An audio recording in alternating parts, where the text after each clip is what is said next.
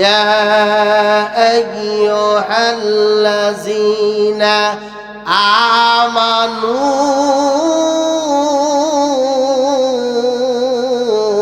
আল্লাহু আকবার। আল্লাহ বলতেছেন, ও ঈমানদার বান্দারা, ইস্তানিবু, তোমরা বিরত থাকো, তোমরা সাইলেন্ট থাকো, তোমরা চুপ থাকো। কাসীরাম মিনাজ-যন, অনুমান থেকে, সন্দেহ থেকে। এই যে আমরা অনেক সময়, আমার কাছে একজন মানুষ বসা ছিল, এইখান থেকে উঠে গিয়ে আরেকজন মানুষের সাথে আলোচনা করতেছে, আমরা মনে মনে চিন্তা করি হয়তো বা আমার বিষয় নিয়ে, আমাকে নিয়ে উনি ওই জায়গায় আলোচনা করতেছেন। এরকম সন্দেহ হয় কি হয় না? এই জন্য এই সন্দেহ থেকে, অনুমান থেকে আল্লাহ রাব্বুল আলামিন আমাদেরকে বিরত থাকার জন্য বলেছেন। এরপরে আল্লাহ রাব্বুল আলামিন বলতেছেন, ইন্না বাদাজ-যন, ইসমু, বেশিরভাগ অনুমানই হলো গুনাহ, পাপ পাপ পাপ। এই জন্য আল্লাহ রাব্বুল আলামিন ওই অনুমান থেকে আমাদেরকে দূরে থাকার জন্য ডাক দিয়েছেন, বলেছেন। জোরে জোরে বলে মারহাবা। আল্লাহ রাব্বুল আলামিন এরপরে বলতেছেন, ওয়ালা তাজাসসু ওয়ালা ইয়াকদাব বা'দুকুম বা'দা। আল্লাহু আকবার। আল্লাহ ওই মুসলমানদেরকে, ওই ইমানদারওয়ালা, ওই দাড়িওয়ালা, টুপিওয়ালা, মসজিদওয়ালা, মাদ্রাসাওয়ালা, ওই নবীওয়ালা মুসলমানদেরকে ডাক দিয়ে বলে, ও মুসলমানেরা রে, তোমরা আরেকজন মুসলমানের দুষ্ত্রুটি বের করার জন্য অনুসন্ধান করো না। ওয়ালা তাজাসসু, তোমরা মানুষের পিছে পিছে ঘুরে, মুসলমানদের পিছনে পিছনে ঘুরে তোমরা মানুষের দুষ্ত্রুটি তালাশ করিও না। জোরে বলি সুবহানাল্লাহ। এরপরে আল্লাহ রাব্বুল আলামিন বলতেছেন, ওয়ালা ইয়াকদাব বা'দুকুম বা'দা, তোমরা একে অন্যের কোনো গীবত করিও না। জোরে জোরে বলি সুবহানাল্লাহ। এই গীবত করার জন্য আল্লাহ এখানে নিষেধ করে দিয়েছেন। গীবত করলে কি হবে, গীবত কি পরিমাণের অপরাধ, ভুল, কি পথ, কি পরিমাণের শাস্তি, গীবত করলে কি পরিমাণের ঘৃণিত কাজ, এইটা আল্লাহ রাব্বুল আলামিন এখানে আবার বলে দিয়েছেন। আয়ুহিব্বু আহাদুকুম, তোমরা কি পছন্দ করো, তোমরা কি কেউ পছন্দ করো, আয়াকুলা লাহমা, গোশত খাওয়ার জন্য, গোশত খাওয়া কি পছন্দ করো? শেষ কিন্তু হয় নাই। তোমরা কি কেউ গোশত খাওয়া পছন্দ করো? কিসের গোশত? আখিহি মাইতান, মরা ভাইয়ের গোশত খাওয়া কি তোমরা পছন্দ করো? আল্লাহ রাব্বুল আলামিন বলতেছেন, তোমরা যে মানুষের অনুমান করো, তোমরা যে মানুষের দোষ অনুসন্ধান করো, তোমরা যে মানুষের গীবত করো, এই গীবত করাটা কি পরিমাণ পাপ, তার দৃষ্টান্ত স্বরূপ আল্লাহ ওই মুসলমানদেরকে বলতেছেন, ও মুসলমানেরা রে, তোমরা কি তোমাদের ভাইয়ের, মরা ভাইয়ের, মৃত ভাইয়ের গোশত খাওয়া পছন্দ করো? আল্লাহ এরপরে বলতেছেন, ফাকারিহতুমুহু, নিঃসন্দেহে তোমরা পছন্দ করো না। জোরে বলেন কথা ঠিক না বেঠে? আল্লাহ রাব্বুল আলামিন এরপরে ওই সমস্ত মুসলমানদেরকে সংশোধন করার জন্য, ঠিক করার জন্য, ওই সমস্ত অনুমান থেকে, অনুসন্ধান থেকে, গীবত থেকে বাঁচার জন্য আল্লাহ রাব্বুল আলামিন পথ বাতলাই দিয়েছেন। ও মুসলমানেরা রে, ওয়াত্তাকুল্লাহ, তোমরা তোমরা যদি ওই সমস্ত গুনাহ থেকে খারাপ কাজ থেকে বাঁচতে চাও তাহলে তোমরা আমি আল্লাহরে ভয় করো। কাকে ভয় করতে হবে? আরো জোরে বলেন, কাকে ভয় করতে হবে? এই কথাটা কার? আরো জোরে বলতে হবে কার? আল্লাহ রাব্বুল আলামিন বলতেছে তোমরা যেমন আমারে ভয় করবা, ভয় করার মতো ভয় করতে হবে এই পর্যন্ত শেষ নয়, ভয় আমি আল্লাহরে করার পরে তোমরা বান্দারা আমি আল্লাহর কাছে তওবা করতে হবে।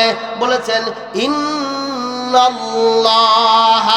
তাওয়াবুর রহিম।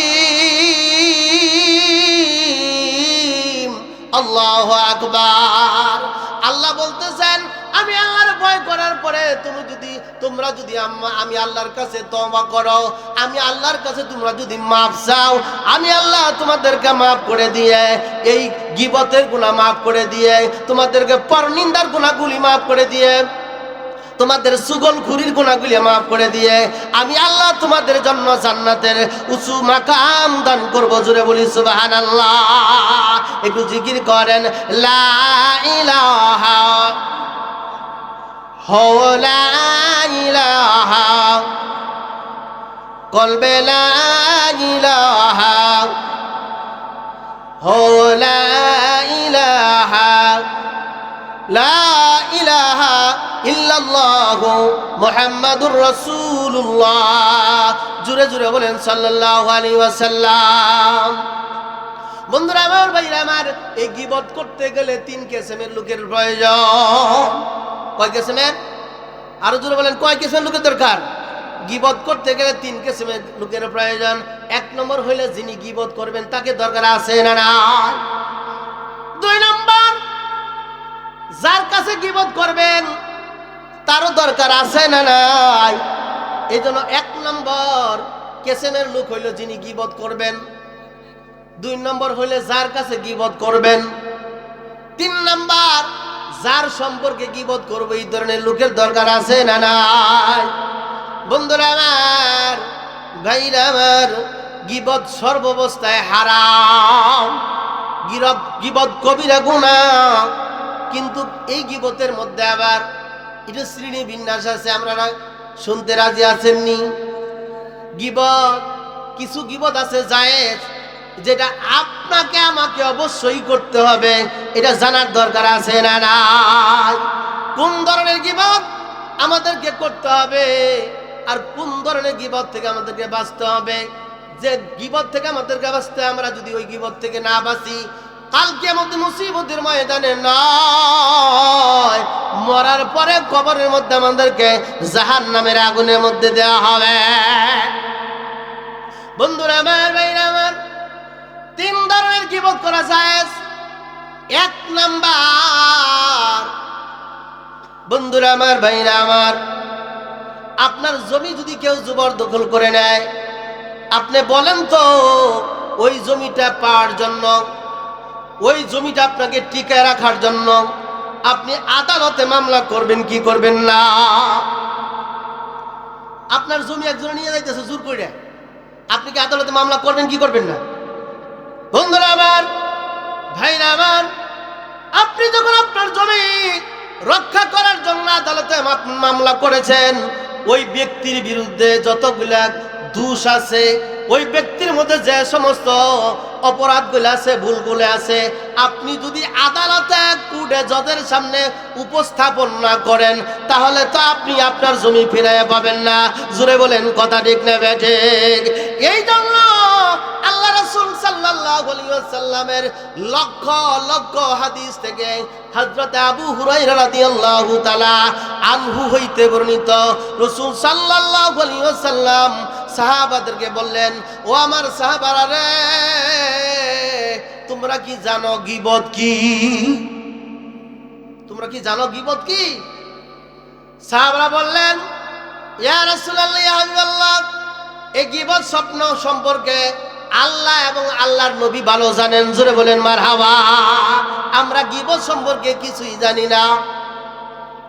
আল্লাহ রাসূল বললেন, ও আমার সাহাবারা, তোমরা শুনে রাখো, যে ব্যক্তির মধ্যে যে দোষটা আছে, যে ব্যক্তির মধ্যে যে ভুলটা আছে, যে ব্যক্তির মধ্যে যে গুনাহটা আছে, যে ব্যক্তির মধ্যে যে অপরাধটা আছে, এটা অন্যের কাছে সরাসরি বলার নাম হইল গীবাত। জোরে জোরে বলেন নাউজুবিল্লাহ।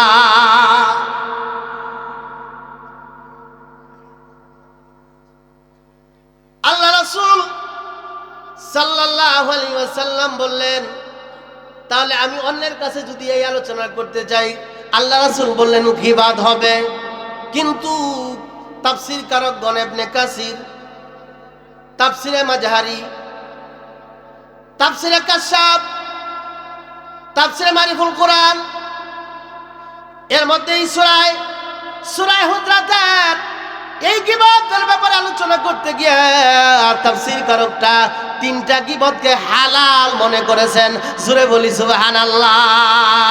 তার এক নম্বর হইল, আপনার বিরুদ্ধে যদি কেউ জুলুম করে, আপনি জুলুমকারীর হাত থেকে বাঁচার জন্য আপনি যদি কোর্টে মামলা করেন, মামলা করার পরে আপনি যদি ওই জজ সাহেবের সামনে ওই ব্যক্তির সমস্ত দূর যা তার মধ্যে আছে, এটা যদি জজের সামনে আপনি না বলেন, আপনি বিচার পাবেন।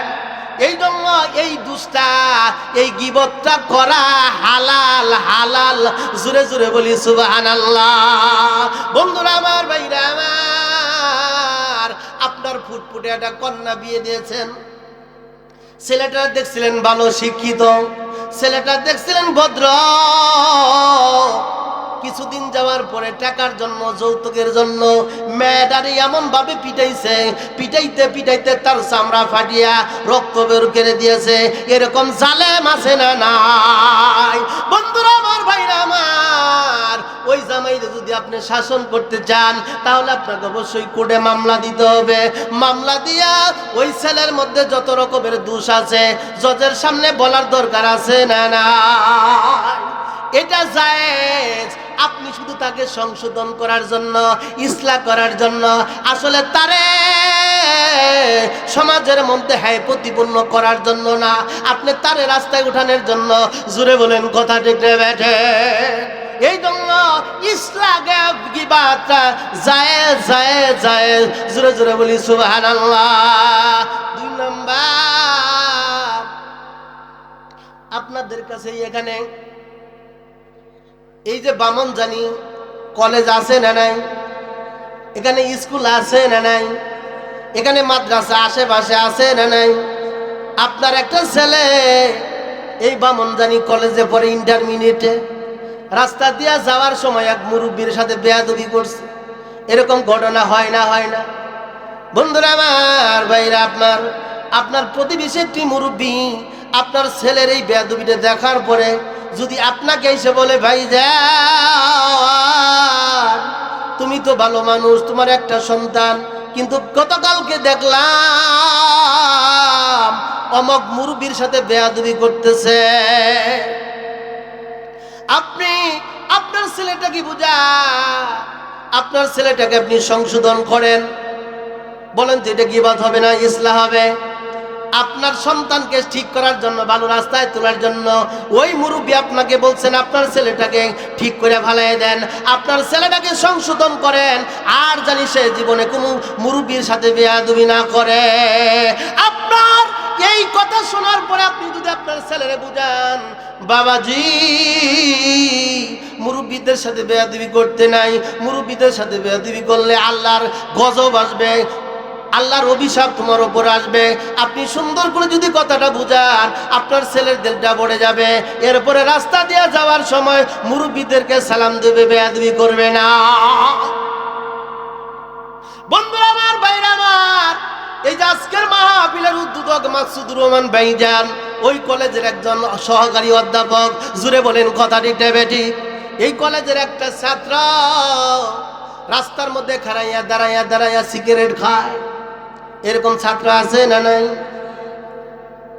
আপনি মাকসুদুর রহমান ভাইজানকে বললেন, স্যার, ও স্যার, আপনার কলেজের একজন ছাত্র দেখলাম ওই গাছের কাছে দাঁড়াইয়া দাঁড়াইয়া সিগারেট খাইতেছে, আপনি তাকে শাসাবেন না একটু দয়া করিয়া? ভালো করে বুঝাইয়া দিবেন, ছাত্ররা যেন সিগারেট খাওয়া বন্ধ করে দেয়, ভালোভাবে পড়াশোনা করিয়া বড়লোক হয়, সমাজের একজন সুযোগ্য সন্তান হয়। আপনি কি স্যার কে বলেছেন এই জন্য ওইটাকে পিটানোর জন্য, নাকি তাকে ইসলাহ করার জন্য, সংশোধন করার জন্য?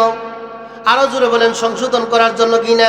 এই জন্য আমার ভাইরা 2 নাম্বার হইল এই গীবতটা জায়েজ। আপনি যদি একটা সন্তানকে ভালো রাস্তায় উঠানোর জন্য গীবত করেন, এটা 100 বার জায়েজ। জোরে বলেন কথা ঠিক না বেঠে? আমার ভাইরা আমার 3 নাম্বার গীবত, এটা কইতে গেলে বড় মুসিবত। এই হক কথা বলতে গেলে কয় হুজুরেরা জঙ্গি আবার রাজনীতি করে। বন্ধুরা আমার, এই কোরআন নিয়ে যদি কেউ কটূক্তি করে, আপনি তার বিরুদ্ধে কথা বলবেন কি বলবেন না? আরো জোরে বলেন, কথা বলবেন কি বলবেন না? এই কোরআন মহা কোরআন, এই কোরআন আসমানি কোরআন, এই গ্রন্থ আসমানি গ্রন্থ, এই কোরআনের মধ্যে কোনো সন্দেহ আছে? জালিকাল কিতাবু লা রাইবা ফীহি। আল্লাহু আকবার। আরো জোরে বলুন আল্লাহু আকবার। বন্ধুরা আমার, ভাইরা আমার, কোন নাস্তিকের বাচ্চা, কোন মুসলমানের বাচ্চা, কোন খ্রিস্টানের বাচ্চা, কোন ইহুদির বাচ্চা যদি বলে এই কোরআনের মধ্যে সন্দেহ আছে, বলেন তো মুসলমানের শরীরে 1 বিন্দু রক্ত থাকতে তার বিরুদ্ধে প্রতিবাদ করবি কি করবে না? বন্ধুরা আমার, যে মানুষটা কোরআন সম্পর্কে মন্তব্য করেছে, আপনি ওই কথাগুলো যদি জারি করে দেন, যাচাই করে দেন, মুসলমানদেরকে ঐক্যবদ্ধ করার জন্য, এই বেঈমান নাস্তিকের বিরুদ্ধে যদি আপনি সোচ্চার হওয়ার জন্য বলেন, এটা গীবত নয়, এটা হচ্ছে ইসলাম। জোরে জোরে বলেন মারহাবা। বন্ধুরা আমার, ভাইরা আমার, এই যে সাম্প্রতিক একটা ঘটনা বলবো, রাগ করবেন না তো? বাউল শিল্পী আবুল, কি নাম? আরো জোরে বলি, কি নাম? বাউল শিল্পী আবুল আছে না নাই? মোবাইলে ভাইরাল হয়েছে কি হয়েছে না? বন্ধুরা আমার, ভাইরা আমার, আল্লাহ তার নিজের ব্যাপারে বলেছেন সুবহানাল্লাহ। কি বলেছেন? আল্লাহ সূরা বনী ইসরাঈলের প্রথম দিকে বলেছেন সুবহানাল্লাযী আসরা বিআবদিহি। জোরে জোরে বলি মারহাবা। আল্লাহ সুবহান শব্দ এখানে কেন নিয়েছেন আমার বন্ধুরা, আমার ভাইরা? তাফসীর কারকগণ বলেছেন সুবহানাল্লাযী, আল্লাহ রাব্বুল আলামিন এই সূরা বনী ইসরাঈলের মধ্যে মেরাজের ঘটনা আলোচনা করেছেন। মেরাজের ঘটনার মধ্যে ওই ইহুদিদের, ওই খ্রিস্টানদের, ওই অমুসলমানদের একটু সন্দেহ সংশয় ছিল। এই জন্য ওই সন্দেহ সংশয় দূর করার জন্য আল্লাহ রাব্বুল আলামিন আল্লাহকে পবিত্র রাখার জন্য সুবহান শব্দ ব্যবহার করেছেন। জোরে জোরে বলি মারহাবা। সুবহান শব্দের অর্থ হইল আল্লাহর কোনো দোষ নাই, আল্লাহর কোনো ভুল নাই। আল্লাহ প্রত্যেকটি কাজ সুন্দর সুডমভাবে করেছেন, বিশৃঙ্খলা মুক্ত করেছেন। জোরে জোরে বলি মারহাবা। এখন কেউ যদি এই আল্লাহর কাজ সম্পর্কে ত্রুটি ধরে, ভুল ধরে, তাহলে ওই মুসলমান আর মুসলমান থাকতে পারে না, ও আল্লাহর জমিনে আল্লাহর দুশমন। জুড়ে বলেন কথা ঠিক না বেঠে? এই আবুল আল্লাহ সম্পর্কে বলেছেন আল্লাহর নাকি অসংখ্য মুখ, কই এক মুখে 17 কথা কয়। জুড়ে বলেন কথা ঠিক না বেঠি? আল্লাহ বলতেছেন আল্লাহ নূর সৃষ্টি করেছেন, আবার বলতেছেন আরশ সৃষ্টি করেছেন। এটা আবুল সরকারের কথা। বন্ধুরা আমার, ভাইরা আমার, কোন মানুষকে যদি আপনি সংশোধন করার জন্য, ইসলাহ করার জন্য আপনি যদি তার সরাসরি তার মধ্যে যে দুষ্ত্রুটি রয়েছে এগুলা যদি আপনি আলোচনা করেন, এটা গীবত নয়। জোরে জোরে বলি সুবহানাল্লাহ। গীবত কোনটা? যে গীবতটা আলোচনা করলে মানুষের কোনো লাভ হবে না, শুধু মানুষের সমালোচনা হবে, এটার নাম গীবত। জোরে জোরে বলি সুবহানাল্লাহ। বন্ধুরা আমার, ভাইরা আমার, আল্লাহ রাসূলের লক্ষ লক্ষ হাদিস থেকে ছোট্ট একটা হাদিস আলোচনা করে আমি শেষ করে দিব, বক্তা এসে গেছে। বন্ধুরা আমার, কোন জিনিসটা গীবত, এই আলোচনাটা করে আমি আমার বক্তব্য উপসান হারানবো। বিসমিল্লাহির রহমানির রহিম। বন্ধুরা আমার, ভাইরা আমার, হযরত আবু দারদা রাদিয়াল্লাহু তাআলা হইতে বর্ণিত, আল্লাহ রাসূলের এক সাহাবী ছিলেন মাইস। কি নাম ছিল ভাইরা আমার? মাইস নামের এক সাহাবা ছিল। এই মাইস নামের এক সাহাবা একটা বড় ধরনের গুনাহ করেছে, ভুল করেছে, অপরাধ করেছে। এইটার থেকে বাঁচার জন্য, এইটার থেকে পরিত্রাণ পাওয়ার জন্য, এই গুনাহ থেকে বাঁচার জন্য, তওবা করার জন্য আল্লাহ রাসূলের দরবারে ছুটে এসেছেন। জোরে জোরে বলি সুবহানাল্লাহ। মাইস রাদিয়াল্লাহু তাআলা বলতেছেন, ইয়া রাসূলুল্লাহ, ইয়া হাবিবাল্লাহ, নবী গো, আমি এমন একটা গুনাহ করেছি, আমি মনে হয় জাহান্নাম ছাড়া আর কোথাও আমার যাওয়ার জায়গা নাই। আল্লাহ রাসূল বলতেছেন, তুমি কি করেছ? আল্লাহ রাসূলের সাহাবী বলতেছেন, আমি জিনা করেছি। আল্লাহ রাসূল তার থেকে মুখটা ঘুরায় নিলেন, অন্যদিকে ঘুরায় নিলেন। মাইস বলতেছি, ইয়া রাসূলুল্লাহ, ইয়া হাবিবাল্লাহ, আপনি মুখটা ঘুরায় নিলেন। ইয়া রাসূলুল্লাহ, ইয়া হাবিবাল্লাহ, আপনি একটা ফয়সালা দিয়ে দেন, আমি মাইস জিনা করেছি। এবার রাসূল সাল্লাল্লাহু আলাইহি ওয়াসাল্লাম আল্লাহ রাসূলের সাহাবীর থেকে মুখটা ঘুরায় নিলেন। তৃতীয়বার মাইজ বললেন, ইয়া রাসূলুল্লাহ, হাবিবাল্লাহ, নবী গো, আমাকে তওবা পড়ায় দেন, আমি শক্ত একটা গুনাহ করেছি, বড় একটা গুনাহ করেছি, আমি জিনা করেছি। জোরে জোরে বলি নাউজুবিল্লাহ। বন্ধুরা আমার, ভাইরা আমার, চতুর্থবার মাইজ বলতেছেন, ইয়া রাসূলুল্লাহ, হাবিবাল্লাহ, নবী গো, আপনি নাকি রাহমাতুল লিল আলামিন, আপনার দরবারে, আপনার কাছে নাহি রহমত আর রহমত, দয়া করিয়া রহমতের ভান্ডারের মধ্যে লইয়া আমাকে এই জিনার গুনাহ থেকে আপনি আমাকে বাঁচাইয়া দেন। বন্ধুরা আমার, ভাইরা আমার, যখন পঞ্চমবার মাইস রাদিয়াল্লাহু তাআলা আনহু বলতেছেন, এ নবীজি, আপনার হাতে ধরি গো, আপনার পায়ে পড়ি গো, নবীজি, দয়া করিয়া মায়া করিয়া আমি যে গুনাহ করেছি, আমি যে জিনা করেছি, এই জিনার গুনাহ থেকে আমাকে আপনি বাঁচাইয়া দেন। রাসূল সাল্লাল্লাহু আলাইহি ওয়াসাল্লাম বললেন, ও মাইস, তুমি কিভাবে জিনা করেছো? কয়, আমি আমার বৈধ স্ত্রীর সাথে যেভাবে সহবাস করা দরকার, আমি একটা ভিন্ন নারীর সাথে ওইভাবে জিনা করেছি। জোরে জোরে বলি নাউজুবিল্লাহ। আল্লাহ রাসূল সাল্লাল্লাহু আলাইহি ওয়াসাল্লাম বললেন,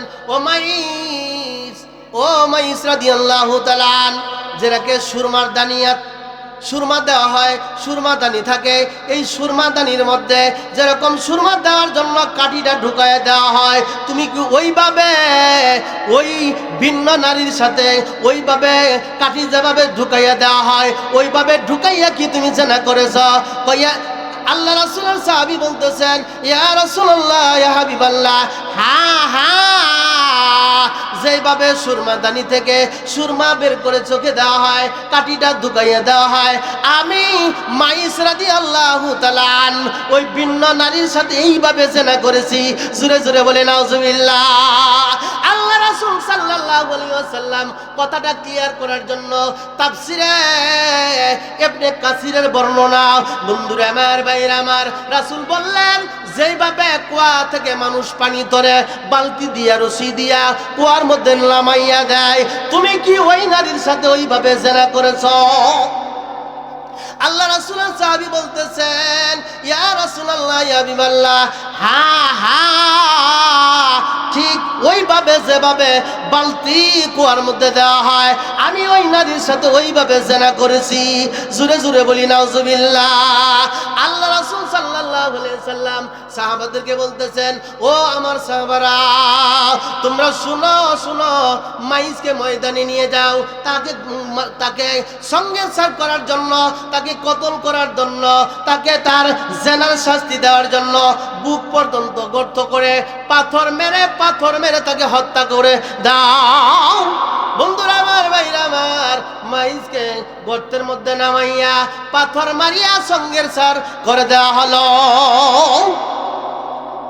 আল্লাহর হাবিবের কাছে মাইজ এইভাবে তওবা করেছেন, যা আজকের এই সূরার আজকের এই আয়াতের শেষের দিকে বলেছেন, ওয়াত্তাকুল্লাহ। জোরে জোরে বলি মারহাবা। বলেন আল্লাহর হাবিবের সাহাবী মাইজ একমাত্র আল্লাহর ভয়ে, জাহান্নামের ভয়ে নবীর কাছে আসছে কিনা? এরপরে আল্লাহ রাসূলের সাহাবীর কাছে আসার পরে এমন ভাবে তওবা করেছেন, আল্লাহ রাসূল সাল্লাল্লাহু আলাইহি ওয়াসাল্লাম সাহাবাদেরকে জানাই দিয়েছেন, ও আমার সাহাবারা রে, তোমরা শুনে রাখো, মাইজ এমন ভাবে তওবা করেছে, এই তওবাটা আল্লাহর কাছে এতই পছন্দ হয়েছে, মাইজের তওবার যে পরিমাণ সওয়াব হবে, এইটা যদি আমি আমার উম্মতের মধ্যে ভাগ করে দেই, সমস্ত উম্মতগুলো জান্নাতি হয়ে যাবে। জোরে জোরে বলি সুবহানাল্লাহ। একটু জিকির করেন, লা ইলাহা লা ইলাহা লা ইলাহা লা ইলাহা ইল্লাল্লাহু মুহাম্মাদুর রাসূলুল্লাহ। এই ঘটনার কয়েকদিন পরে আমার রাসূল সাল্লাল্লাহু আলাইহি ওয়াসাল্লাম একটা উটের পিঠে আরোহণ করে এক দেশে সফরে যাইতেছে। রাসূলের সাথে দুইজন তিনজন কয়েকজন সাহাবী তার সফর সঙ্গী হয়ে গেছে। দুইজন সাহাবী একজন আরেকজনের বলে, মাইস রে, তোর দুনিয়ার জমিনে যেরকম করে কুত্তার মতো মানুষেরা তোর জেনা করার জন্য পাথর মাইরা মাইরা সঙ্গে সার করা হয়েছে, তুই না কুত্তার মতো, তুই না বেঈমানের মতো, তোকে বেঈমানের মতো দুনিয়ার জমিন থেকে সঙ্গের সার করে দেওয়া হয়েছে। এই দুইটা মানুষ মাইজকে সঙ্গে সার করার কয়েকদিন পরে রাসূলের সাথে যাইতেছে। রাসূল কথাগুলা কান দিয়ে শুনতেছেন। জোরে জোরে বলি সুবহানাল্লাহ। কিছু দূর যাওয়ার পরে আল্লাহ রাসূল সাল্লাল্লাহু আলাইহি ওয়াসাল্লামের বাহনটা কি করলেন, দাঁড় করাইলেন। সামনে দেখতেছেন একটা মরা দুম্বা পড়ে রয়েছে। রাসূল সাল্লাল্লাহু আলাইহি ওয়াসাল্লাম ওই দুইজন সাহাবীকে বললেন, তোমরা বাহন থেকে নামো, এই মরা গাদার মাংসগুলা তোমরা ভক্ষণ করো। আল্লাহ রাসূলের সাহাবীরা বলতেছেন, এটা কি সম্ভব এই মরা গাদার মাংস খাওয়া? আল্লাহ রাসূল বলতেছেন, তুমি যে তোমার ভাই মাইদের সম্পর্কে গীবত করতেছ, আলোচনা করতেছ, আল্লাহ ওই মাইজের জিন্দেগীর গুনাহগুলা মাফ করে দিয়েছে, আল্লাহ তারে জান্নাতি বানাই দিয়েছে। এরপরেও তোমরা ওই মরা ব্যক্তি সম্পর্কে, মৃত ব্যক্তি সম্পর্কে যে পর্যালোচনা করতেছ, যে সমালোচনা করতেছ, এটার নাম গীবত। এই গীবতের চাইতে এই মরা দুম্বার মাংস খাওয়া অনেক ভালো। তাহলে গীবত কত খারাপ। বন্ধুরা আমার, ভাইরা আমার, এই গীবত সম্পর্কে আলোচনা করতে আর 1 ঘন্টা সময় প্রয়োজন।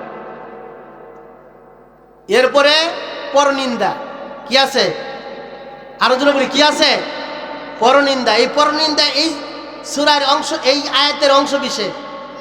এখানে পরনিন্দা সম্পর্কে আলোচনা আছে।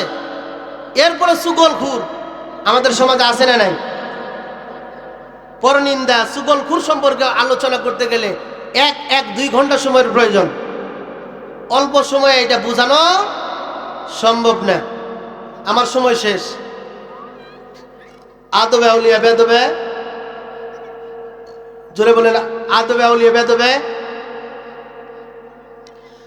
আদবের জন্য রাখছেন আল্লাহ সোনার ঘর, বেদবের জন্য